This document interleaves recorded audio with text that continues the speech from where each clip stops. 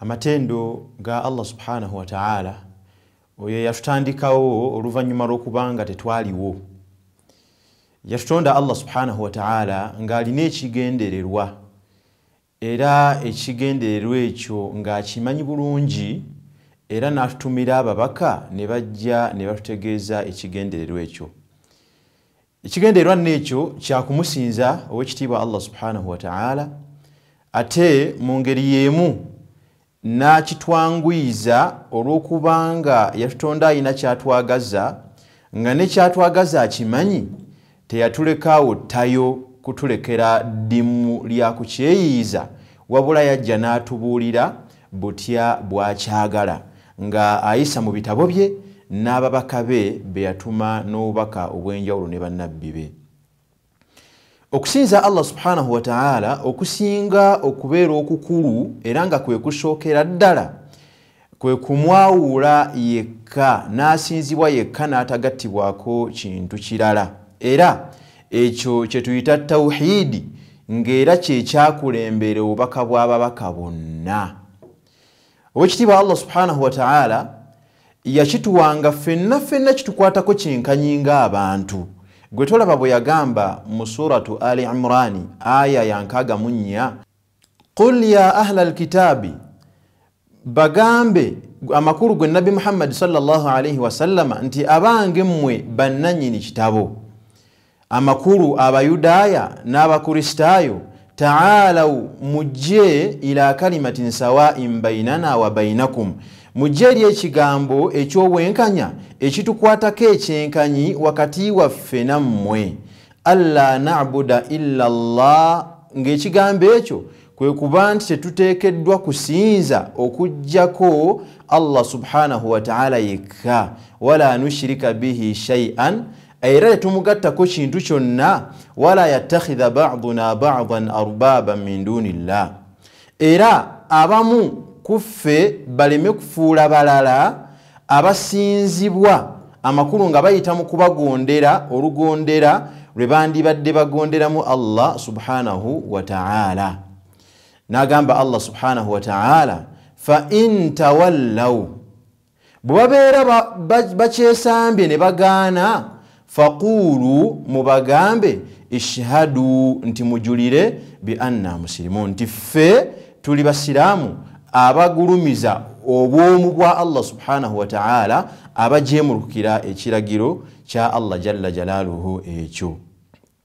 Era mu kulaga obukulu bwa tawhidi ono kyajja mu hadithi etunyumizibwa Ubaada ibn Samiti, Allah yasiima ku ye, yagamba nti omubaka wa Allah sallallahu alayhi wa sallama yatugamba obubaka buno nti man shahida an la ilaha illa Allah, omuntu yenna buli lwajulira nti tewali asinzibwa mu butuufu okuggyako Allah subhanahu wa ta'ala, wahdahu, yekka, la sharika lahu, nga tewali kyonna kimugattibwako, wa anna Muhammadan abduhu wa rasuluhu, era n'akakasa nti Nabi Muhammad muddu we, amakulu muddu wa Allah era mubaka we, wa anna Isa abdullahi wa rasuluhu, era n'akakasa nti Nabi Isa oba muyite Yesu muddu wa Allah era mubaka we, wa kalimatuhu alqaha ila Maryam, era nga kyali kigambo Allah subhanahu wa ta'ala kyeyayogera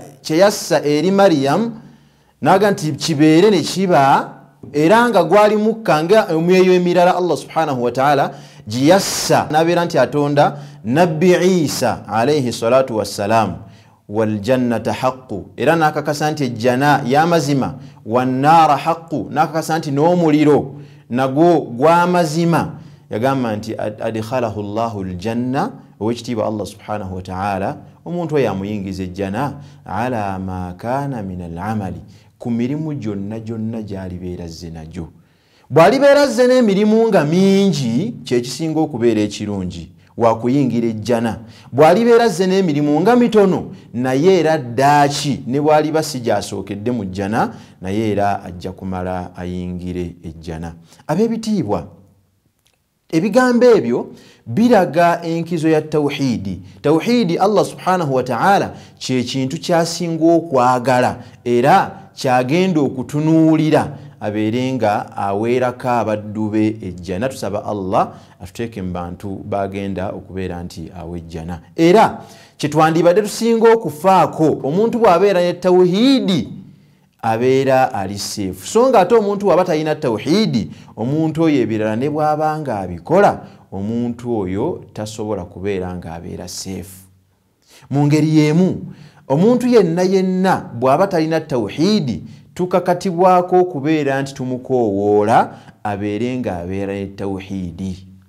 Tumukoowoola abeere nga ayawula Allah, amusinze nga amusinza yekka nga tamugattako kintu kirala. Era mu aya gye twakulembeza okusoma ne muvaamu n'ekyokuyiga nti omuntu yenna bw'agaana tawhiidi, omuntu oyo n'alemera ku kikyamu, omuntu oyo tagobererwa, wabula tumutegeeza ekikyamu era ne tulangirira nti ffe yadde okiganye n'ogoberera mu kiri, naye ffe tusigadde tukyatambula n'ekyo ekituufu, era kye tusigala nga tumukubiriza okubeera nti naye avaayo ku kikyamu adde eri ekituufu. Era nga naffe abafunye ekituufu, kyanse abagifunye, tugende nga tukoowoola bannaffe abatannaba kubeera nti balaba ekituufu kino. Kwegamba ekinyusi si kyagamba nti buli omu tumuleke nga bw'ali.